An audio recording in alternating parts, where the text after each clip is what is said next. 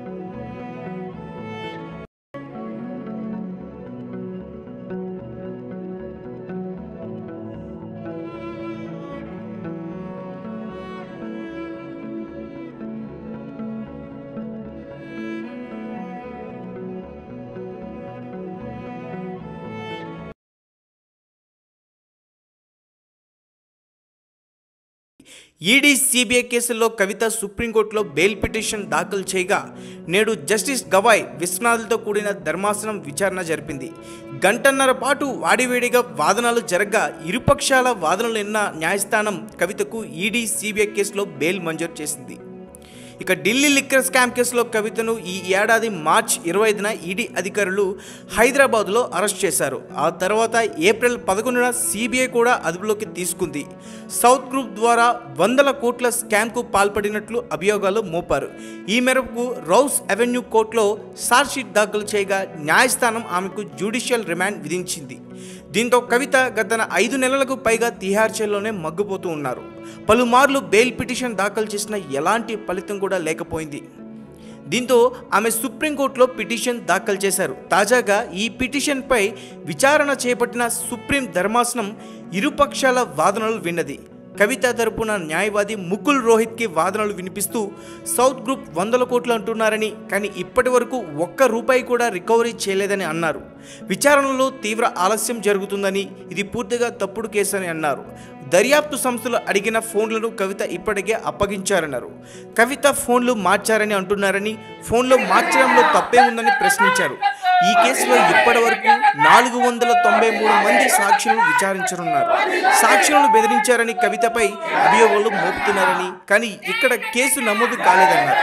కవిత ఎక్కడికి పారిపోదని, సిసోడియాకు ఇచ్చిన బెయిల్ అవకాశాలే కవితకు కూడా గట్టిగా వర్తిస్తాయని చెప్పారు. వీటన్నిటిని పరిగణలోకి తీసుకుని బెయిల్ మంజూరు చేయాలన్నారు. ఇక ఇరుపక్షాల వాదనలు విన్న న్యాయస్థానం కవితకు సెక్షన్ 45 ఎందుకు వర్తించిందని సిబిఐ ఈడీ న్యాయవాదిని ప్రశ్నించింది. ఈ కేసులో అప్రూవర్గా మారిన అరుణ్ ఫిల్లై తన స్టేట్మెంట్ ఎందుకు ఉపసంహరించుకున్నారని ప్రశ్నించింది. ఈ కేసులో సిబిఐ ఈడీ ఇప్పటికే ఛార్జ్షీట్ దాఖలు చేసినందుకు నిందితురాలు కవిత జైల్లో ఉండాల్సిన అవసరం లేదన్నారు. ఈ మేరకు కవితకు కండిషనల్తో కూడిన బెయిల్ మంజూరు చేశారు. 10 లక్షల వ్యక్తిగత పూచీకత్తు, పాస్పోర్ట్ స్వాధీనం చేయాలని కవిత తరపు న్యాయమూర్తిని ఆదేశించింది. సో చూద్దాం కవిత బెయిల్ మీద బయట ఎన్ని రోజులు ఉంటారు. కవితకు మొత్తానికైతే బెయిల్ అయితే దొరికింది. బెయిల్ మీద కవిత బయట ఎన్ని రోజులు ఉంటారనే వార్త ఇప్పుడు బాగా